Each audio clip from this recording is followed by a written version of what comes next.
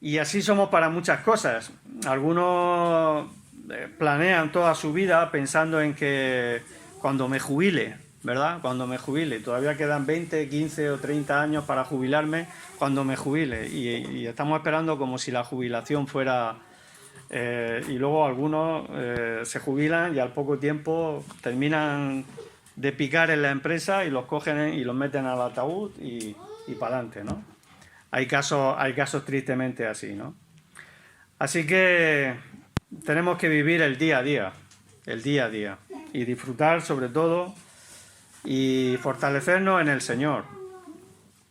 Cuando venimos de vacaciones, es verdad que venimos de un tiempo distinto y nos suele ocurrir que el cuerpo nos pide más. El cuerpo se suele relajar, quiere relajación, pero muchas veces pues las obligaciones son las que nos llaman, ¿verdad? Y tenemos que ponernos las pilas, tenemos que volver a coger el ritmo y a veces pues eso necesita también un periodo.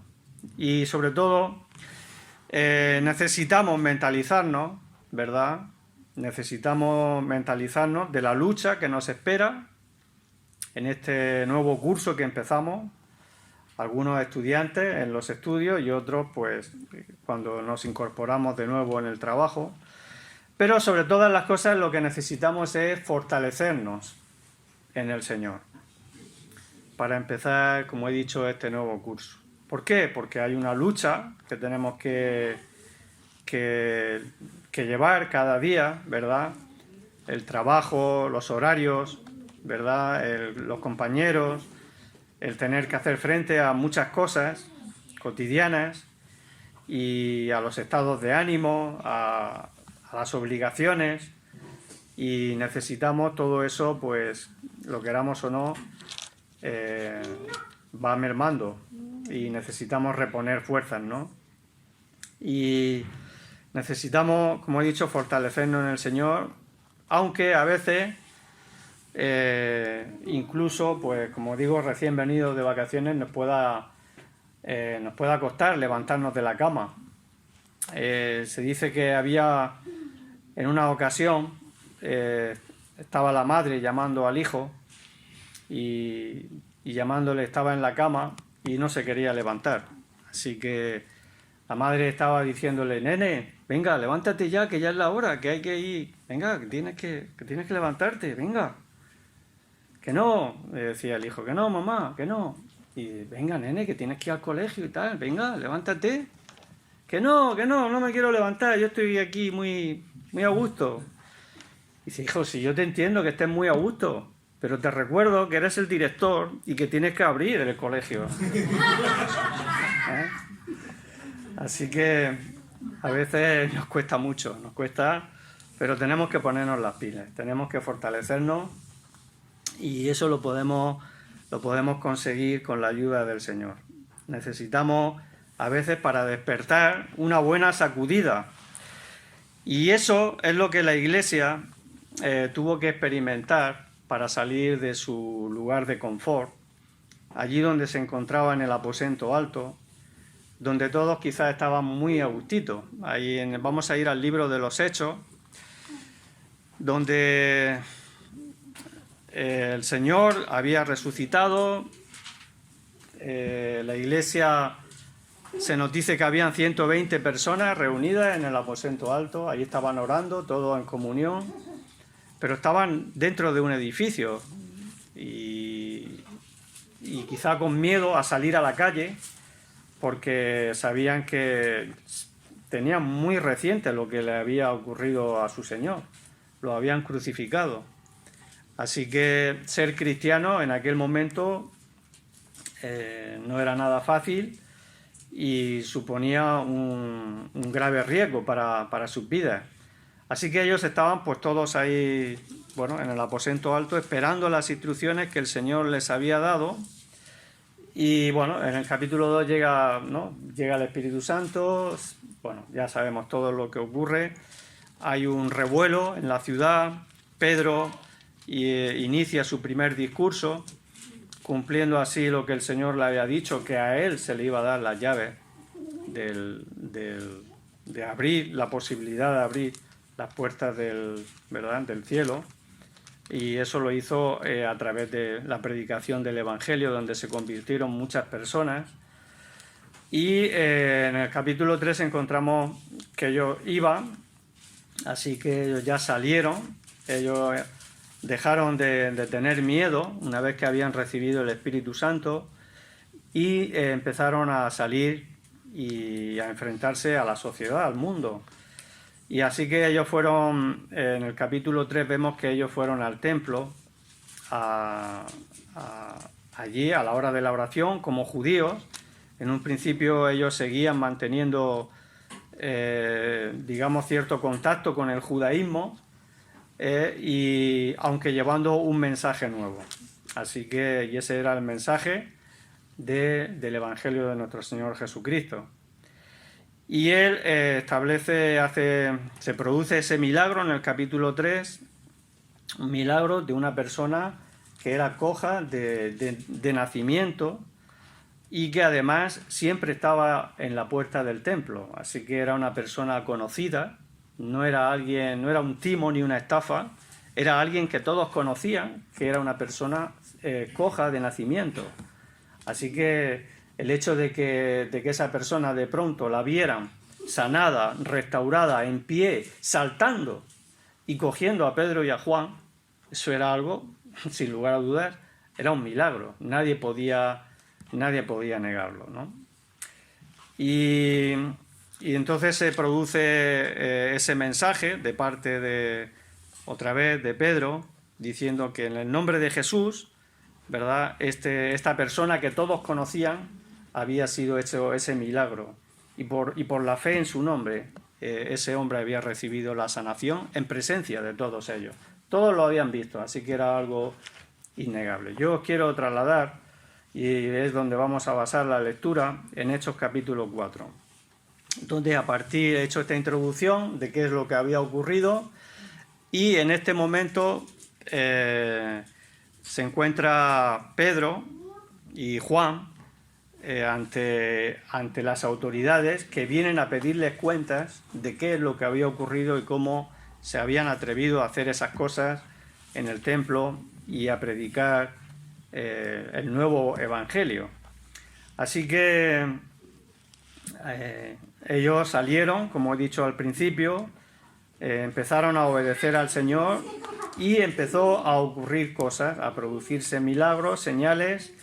Empezaba a predicar el evangelio, la gente empezaba a convertirse a miles, se nos dice en el libro en varias ocasiones, aquí en los primeros capítulos del libro de Hechos, y ellos hicieron lo que el Señor les mandó, obedecieron, y eso es lo que a nosotros nos toca también. Cuando queremos estar a gustito en nuestra casa, cuando queremos estar en nuestro lugar de confort, cuando sentimos miedo o pereza o dejadez de salir a la calle, cuando queremos refugiarnos en nuestra comodidad, pues a veces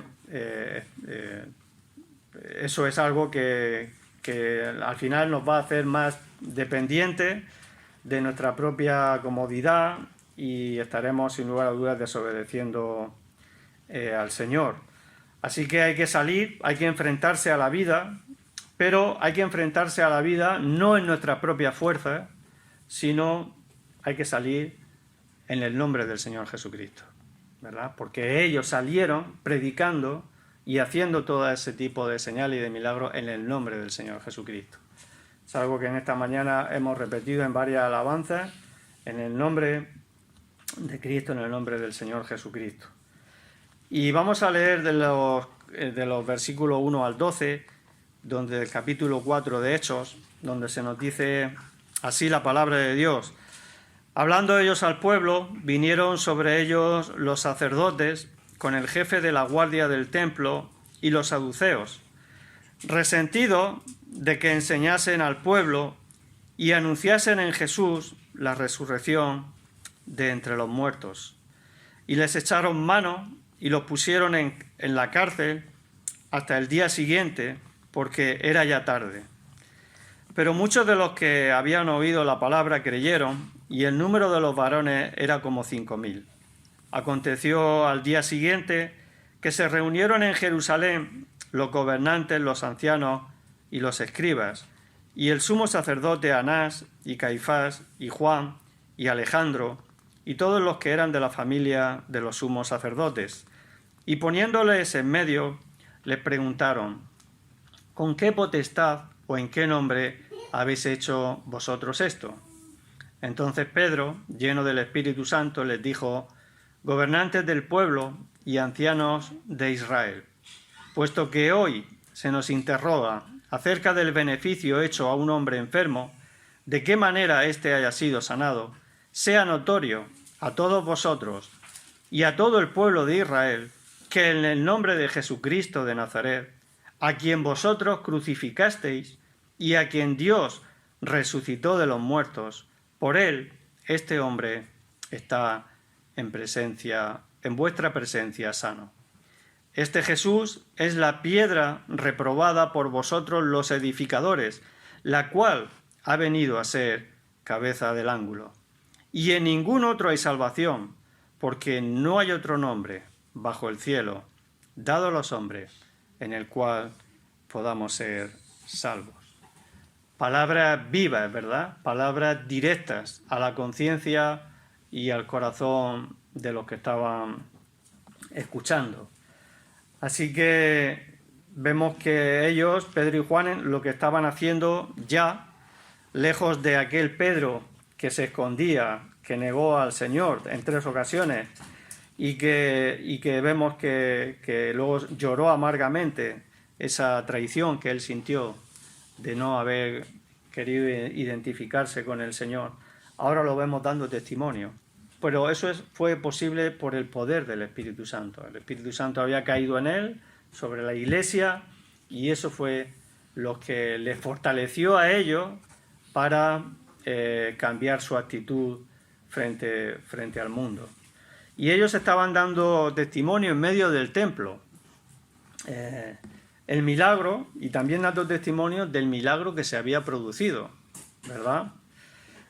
Como he dicho en el capítulo 3, era alguien que todos conocían, era una persona que todos conocían, era, pues no sé, como si aquí enfrente, al entrar, o allí enfrente hay siempre una persona con un problema, con una discapacidad, lo que sea, y de pronto, pues lo vemos un día que está sano, pero bueno, ¿qué te ha pasado? ¿Qué médico es el que te ha hecho la cirugía? O no, preguntamos. Era algo que todo el mundo conocía. En aquel tiempo sabemos que la cirugía no estaba tan avanzada como ahora, ¿no?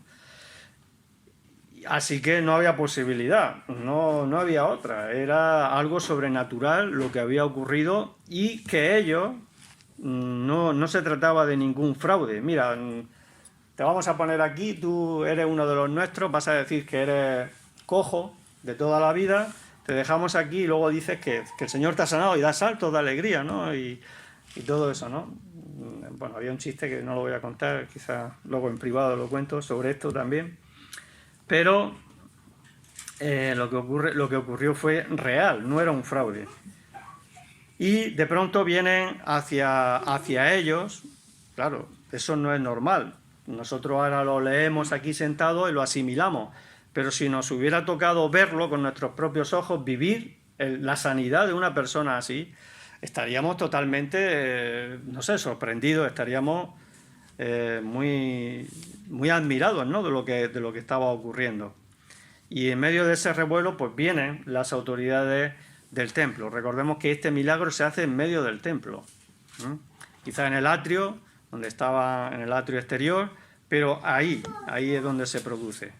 Así que viene el jefe de la guardia, había una guardia en el templo, y los saduceos, que eran los teólogos, incrédulos, aquellos que siempre estaban más bien, aunque con trajes de religiosos, pero más bien haciendo política dentro de la sociedad judía.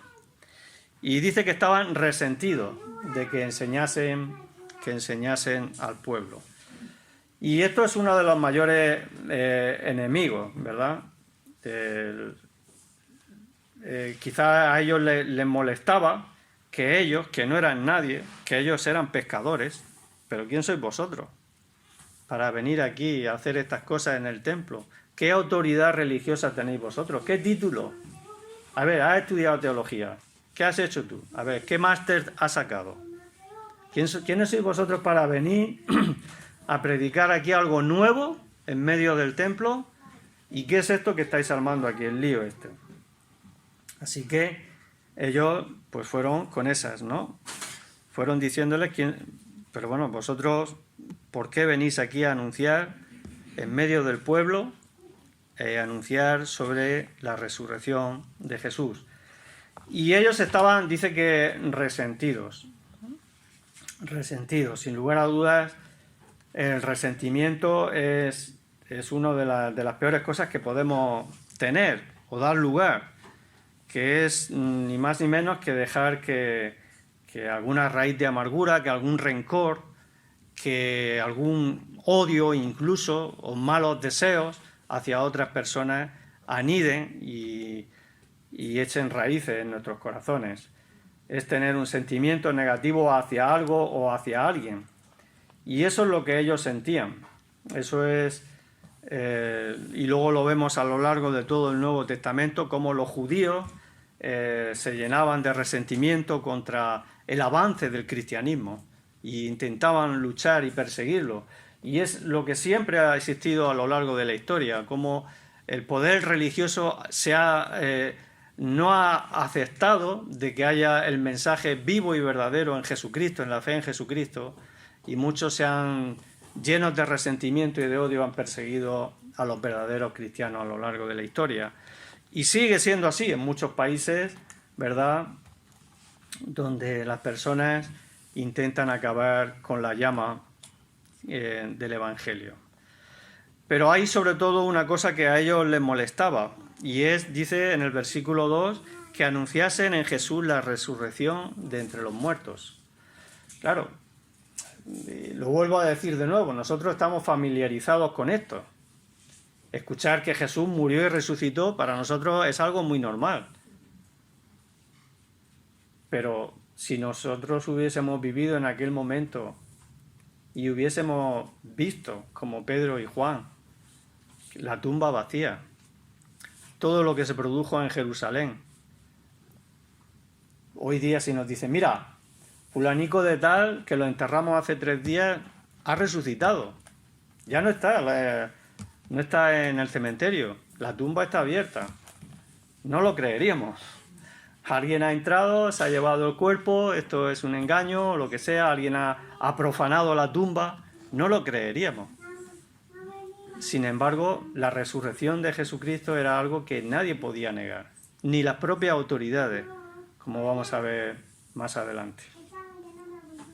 Así que ese era el mensaje que más dolía, que Jesús había resucitado. Ese era el mensaje que más dolía, que más escocía a las autoridades religiosas. Y por eso ellos estaban resentidos y les molestaba que los discípulos predicaran ese mensaje. La resurrección de Jesús es lo que cambia todas las cosas. Si no, lo único que tenemos es religión. Pablo decía, si Jesús no resucitó, vana es nuestra fe, no sirve para nada. ¿A qué estamos jugando? ¿A tener una religión mejor que la otra?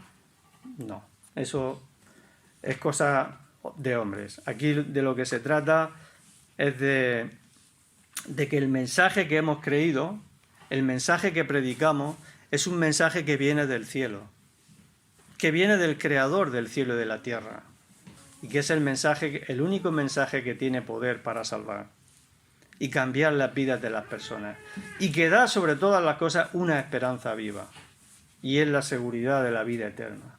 Y eso no lo puede hacer ninguna religión. Da igual la religión que tengamos. Todas las religiones son iguales. Si las ponemos todas en una mesa, en un plano, todas hablan de que vamos a jugar a ser buenas personas. Vamos a ser buenos. Esta mañana escuchaba que el Papa se está reuniendo ahora en Mongolia en un encuentro ecuménico. Y allí se ha sentado en una mesa pues con todas las religiones. y siempre hablando de las mismas cosas, vamos a ser buenos, vamos a buscar la paz. Y claro, se sentaba en la misma mesa con, por ejemplo, líderes allí en Mongolia, igual que en muchos lugares en muchos países y culturas del mundo, con el líder del chamanismo. Quizás en América del Sur estáis más familiarizados con, ¿verdad?, lo que es un chamán, el chamanismo, ¿verdad? Sabemos lo que es. Eso es brujería, son supersticiones, son cultos que están en el lado oscuro, podemos decir. Y el Papa pues se sienta con el líder de esa religión allí para decir somos todos iguales, vamos a llevarnos bien, ¿no? El ecumenismo, ¿no?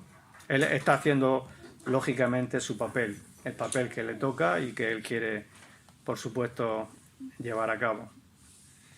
Pero al final, después de todo lo que las religiones pues hacen o intentan hacer, al final lo que ocurre, y al final todos los líderes de las religiones mueren. Y cuando mueren le suceden otros. Cuando se muere este papa, si el Señor no ha venido antes, pues vendrá otro, y luego otro, y así llevan siglos, ¿verdad?, en esta situación.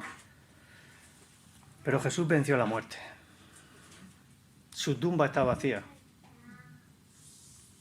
No podemos decir, sabemos dónde está la tumba de Buda o de Mahoma, ¿verdad? O, bueno, le dicen que creo que también ascendió a los cielos o se lo llevaron, pero sabemos que murió y sabemos que dónde está cada uno, pero al final, el único que ha sido capaz de vencer a la muerte y de esa manera sacar a la luz la vida, ha sido Jesucristo, el Hijo de Dios. Y eso lo cambia todo. Jesús no es el fundador del cristianismo, no es eso. Él es el Hijo del Dios eterno. Él es el Cristo, el Mesías prometido a los judíos. Él es aquel que va a volver para juzgar, como dice la Escritura, a vivos y a muertos. Y este mensaje nadie lo quiere escuchar. Este mensaje de que Jesús ha resucitado y que va a volver, pues claro, si ha resucitado es que no es un hombre normal, cualquiera. Eso es lo que intentaban los judíos, los líderes religiosos. Vamos a matarlo y una vez que acabemos con el perro se acabó la rabia, como solemos decir. Pero se equivocaron, lógicamente. Jesús no se le puede matar. Él es el autor de la vida y Él es el que tiene una vida indestructible. Así que por eso este mensaje, el mensaje de la resurrección, es el mensaje que lo cambia todo. Y es el mensaje que más escuece y el que más duele. Y es el mensaje que nadie lo quiere escuchar, porque si es verdad que Jesús murió y resucitó, también es cierto que va a volver a juzgar. Y eso de que tenemos que volver a dar cuenta a Dios, eso es algo que a la gente no le gusta escuchar. Todos queremos tener una religión en la cual nos sintamos a gusto, nos sintamos bien, que no altere mucho mi vida, que yo pueda seguir viviendo como a mí me plazca y asistiendo a cualquier religión para, digamos, acallar mi conciencia y de esa manera tener cierta paz. Pero eso no es ser cristiano, ni eso es el cristianismo. El cristianismo es aquel que cree en esta esperanza viva de que Jesús murió, resucitó, murió por nuestros pecados, resucitó y volverá un día a establecer su reino y su justicia. Así que este mensaje que a ellos tanto les molestaba, pues no podía tolerar que siguieran anunciándolo y les echaron mano y dice versículo 3 que los pusieron en la cárcel hasta el día siguiente, es decir, los metieron en un hotel a pensión completa, ¿verdad? Y allí estuvieron hasta el día siguiente y estuvieron en la cárcel. Quizá ya pues empezaban a saber lo que significaba sufrir por causa del nombre de Jesucristo. Sin embargo, vemos en el versículo 4, dice que muchos de los que habían oído la palabra creyeron, y el número de los varones era como 5.000, ¿verdad?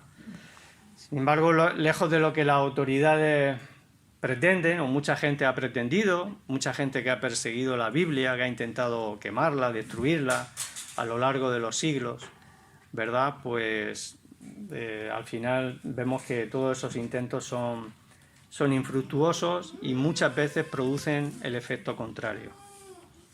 Se dice que Voltaire, que ridiculizaba y que negaba a la Biblia, incluso llegó a anunciar que dentro de pocos años nadie iba a seguir al cristianismo, ¿verdad? Nadie iba a seguir creyendo en Jesús. Sin embargo, se dio la paradoja de que 100 años después la Sociedad Bíblica instauró una imprenta para imprimir Biblia en un jardín, en unas instalaciones que él tenía en su jardín. Así que contradicciones de la vida, ¿verdad? Lejos de profetizar el mal, de desear, aquellos que desean el mal, impedir el avance del Evangelio, muchas veces, como dijera el Señor Jesús, como lo dijo el Señor Jesús al apóstol Pablo, dura cosa te es dar coces contra el aguijón. Lo único que vas a conseguir va a ser hacerte daño, ¿verdad? Y así hay mucha gente que ha intentado golpear al cristianismo como el que golpea a un yunque y lo único que consigue es romper el martillo. Y ellos les echaron mano y sin embargo intentando pues acabar, sofocar todos aquellos movimientos, el movimiento del cristianismo, que para ellos era una amenaza, para los judíos. Sin embargo, lo que ocurría era todo lo contrario, es que cada vez más personas se convertían, como hemos leído en este versículo 4. Y es que muchas veces las épocas de sufrimiento son etapas de crecimiento, no lo olvidemos. Cuando vengan pruebas, dificultades a nuestra vida y nos preguntemos ¿por qué, Señor? Épocas de sufrimiento son etapas de crecimiento. Son esos momentos en los que más vamos a conocer al Señor, más se va a fortalecer nuestra fe, más vamos a ampliar nuestra comprensión de lo que es el Señor y lo que representa nuestra relación con Él. Y sin esos momentos de dificultad, de prueba, de persecución, raramente vamos a crecer en nuestra vida espiritual. Así que podemos atravesar. Damos gracias al Señor que de momento aquí en España no estamos... en otra época sí, eran perseguidos los cristianos evangélicos, eran perseguidos. Yo he conocido a gente que ha sido encarcelada aquí en España en el siglo XX y simplemente por el hecho de ser cristiano evangélico, sin hacer nada malo. Y qué decir de los que sufrieron la persecución de la Inquisición, ¿verdad? Y que muchos incluso fueron mártires. Pero damos gracias de que hoy tenemos cierta libertad, aunque cada vez parece ser que la censura también, sobre todo a nivel de redes sociales, etcétera, parece que va en aumento.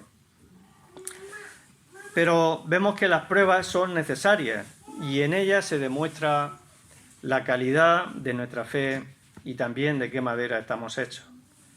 Así que ellos habían dado con sus cuerpos en la cárcel, estaban allí esperando al día siguiente al juicio que se les iba a hacer. Versículo 5 se nos dice que allí llegaron al día siguiente en Jerusalén los gobernantes, los ancianos y los escribas, el sumo sacerdote Anás y Caifás, Juan y Alejandro y todos los que eran de la familia de los sumos sacerdotes. Es decir, lo que se suele decir la plana mayor.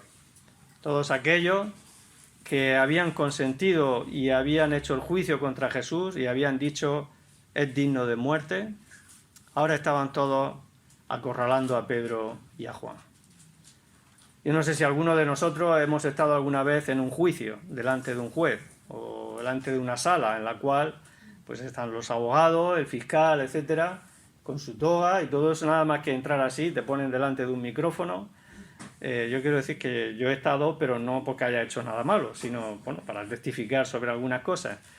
Pero ya eso impone, ¿verdad? El hecho de estar delante de, en esa sala, en los juzgados, ya impone. Y así que imaginaros la situación, pues toda la plana mayor allí reunidos y a ellos los ponen en medio y la pregunta que le hacen, ¿con qué potestad o en qué nombre habéis hecho vosotros esto? Fijaros que no dudan de que el milagro se hiciera. No dudan de que el milagro se hiciera. Había un hecho que era constatable, que era innegable, y es que ese hombre antes era cojo y ahora estaba sanado. Así que ellos querían saber de parte, con qué autoridad, de dónde venía este poder sobrenatural. Si venía del diablo, de Satanás, de Belcebú, o si venía de parte de Dios. Así que esa es la cuestión, esa es la pregunta. Si nosotros el mensaje viene de los hombres, o viene de Dios, o viene del cielo. Como le preguntaban también, Jesús les preguntó sobre el mensaje de Juan. Y ellos, lejos de amedrentarse o de acobardarse, vemos, hermanos, la pregunta, vemos la respuesta de Pedro. Entonces Pedro dice, lleno del Espíritu Santo, les dijo, gobernantes del pueblo y ancianos de Israel, etcétera, ¿no? Sigue hablando. Así que Pedro no fue, nosotros somos débiles, somos hombres como los demás, somos mujeres como las demás personas, con nuestras debilidades, nuestros defectos, nuestras carencias, pero si hay algo que puede hacer que nos enfrentemos a situaciones complicadas en la vida, es que contemos con la ayuda del Señor. Es que nos fortalezcamos en Él. Es que seamos llenos de su presencia, de su Espíritu Santo. Y eso es lo que hizo Pedro. Recordemos que Pedro huyó con miedo y ahora se enfrenta a todo ello, lleno del Espíritu Santo, dice la Biblia. No hay otra forma de vivir la vida cristiana si no es con el Espíritu Santo. Jesús dijo que yo me iré, pero vendrá a vosotros el Consolador, el Espíritu de verdad, el cual morará en vosotros, dice Jesús, y estará dentro de vosotros, ¿verdad? Y que Él nos guiaría a toda la verdad.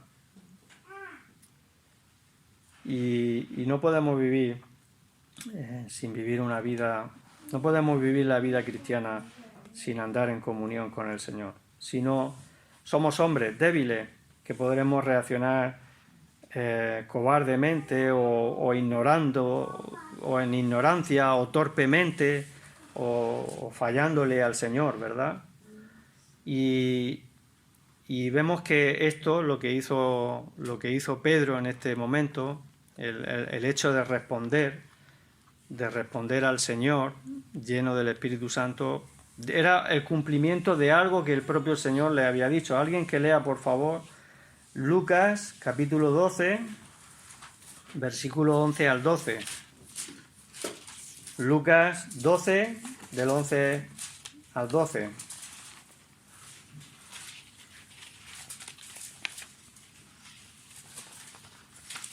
Cuando os trajeren a las sinagogas y ante los magistrados y las autoridades, no os preocupéis por cómo o qué habréis de responder o qué habréis de decir, porque el Espíritu Santo os enseñará en la misma hora lo que debáis de decir. Muy bien, eso fue lo que el Señor les prometió a los discípulos y ahora lo vemos aquí, cumpliéndose en sus vidas. El Señor les puso su palabra, les puso la palabra lo que debían de decir. Y eso es lo que hizo Pedro, lleno del Espíritu Santo, pues fue el que habló, ¿verdad? Y les dio razones y convicción, y el mensaje que les dio, ¿verdad? No fue un mensaje, digamos, atenuado, ¿verdad? un mensaje fácil, no, fue un mensaje directo a la conciencia de ellos. Fue directo, fue a por ellos, porque le dice en el versículo 10 que escuchad, sea notorio a todos vosotros, a todo el pueblo, que en el nombre de Jesucristo de Nazaret. Bueno, ¿y quién es ese? Jesucristo de Nazaret, ¿quién es ese? Para que vosotros hayáis podido hacer esta sanación, este milagro. Pues mirad, ese Jesús de Nazaret fue quien vosotros crucificasteis. Se lo dice a ellos, a los que le estaban juzgando en ese momento.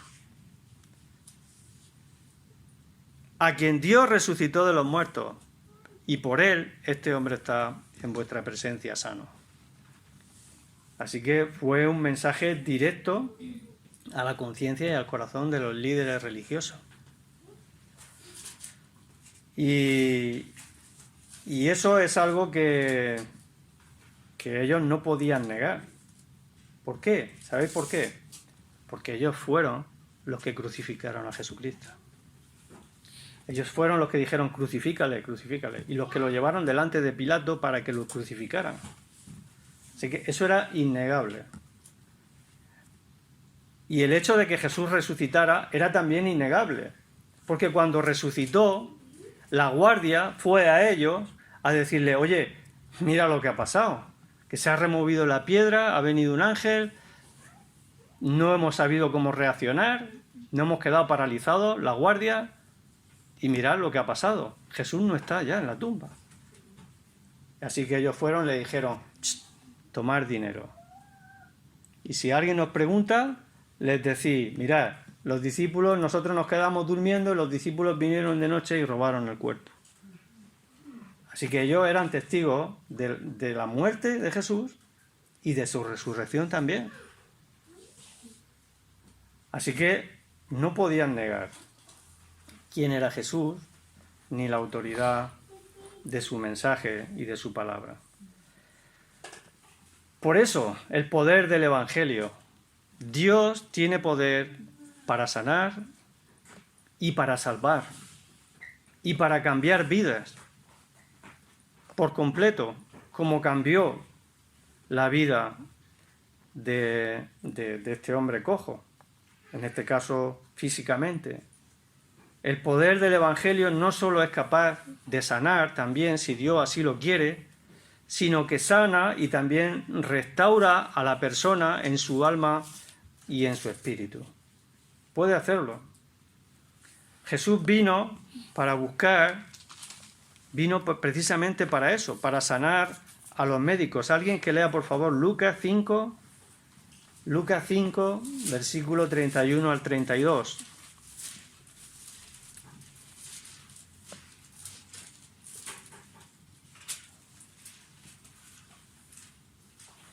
Lucas 5, versículo 31 al 32.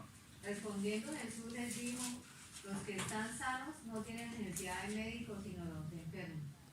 No he venido a llamar a justos sino a pecadores al arrepentimiento. Es decir, que Jesús tiene el poder tanto de sanar físicamente como de salvar, de llamar pecadores al arrepentimiento. La salvación de una persona es plena. Aunque sí, en un sentido es plena porque, como dice la Biblia, todo nuestro ser, cuerpo, alma y espíritu sean guardados irreprensibles hasta la venida del Señor. Un día este cuerpo, que un día, si el Señor no viene antes, morirá también. Cuando Jesús vuelva, se nos dice que los que hayamos muerto en Cristo seremos resucitados. Nuestro cuerpo será transformado en un cuerpo espiritual eterno. Nuestra alma, nuestro espíritu también. Así que la salvación que el Señor nos ofrece por el poder de la victoria que Él obtuvo en la cruz sobre la muerte es una salvación integral de la persona, cuerpo, alma y espíritu. Y ese es el poder del Evangelio. Y lo hemos podido experimentar nosotros. El Señor, claro que salva, nos libra de muchos males. Vivir una vida cristiana pues te ayuda a ser una persona equilibrada y una persona que te libra sin lugar a dudas de muchos errores y de muchos males y tropiezos en la vida. Pero es que también salva y sana tu alma, tu espíritu. Te hace una nueva criatura, como dice la Biblia. Si alguno está en Cristo, nueva criatura es. Y solo hay posibilidad de ser salvo y de compartir y de llevar este mensaje solamente como Pedro compartiera. Dice que en el versículo 11 y 12 que este Jesús es la piedra rechazada por vosotros, los edificadores. Dice, la cual ha venido a ser cabeza del ángulo. Pero dice que en ningún otro hay salvación, porque no hay otro nombre bajo el cielo dado a los hombres en que podamos ser salvos. No hay otro nombre, claramente lo dice la Biblia. El mismo Señor Jesucristo dijo, yo soy el camino, la verdad y la vida. Nadie viene al Padre si no es por mí. No hay otra forma de ser salvos. Ninguna religión, ni nuestra buena conducta, ni nuestras obras nos pueden salvar como nos ha enseñado la religión durante mucho tiempo. Lo único que nos puede salvar es la fe en Jesucristo, un arrepentimiento sincero delante de Él, creer que Él murió por nosotros, que murió por nuestros pecados, que somos pecadores y que Él venció a la muerte y podemos ser salvos. No hay otro nombre y solo en el nombre de Jesucristo hay poder. Como cantábamos, había un cántico que no sé si vosotros lo tenéis aquí, que decía, hay poder en el nombre de Jesús, sin igual poder. Luego si queréis y los músicos quieren, podemos cantarlo. Así que este es el mensaje del Evangelio. Y este es el mensaje que Pedro, él llevaba, que él tenía que compartir, y es el mensaje que nosotros, hermanos, tenemos que llevar. El mensaje de que en el nombre de Jesús se puede restaurar una vida de forma completa. Y dice, quería leer los versículos 13 y 16, como dice,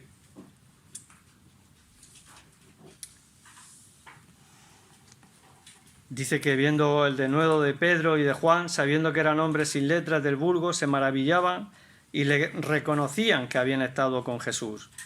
Y viendo el hombre que había sido sanado, que estaba en pie con ellos, no podían decir nada en contra. Entonces les ordenaron que saliesen del concilio y conferenciaban entre sí diciendo, ¿qué haremos con estos hombres?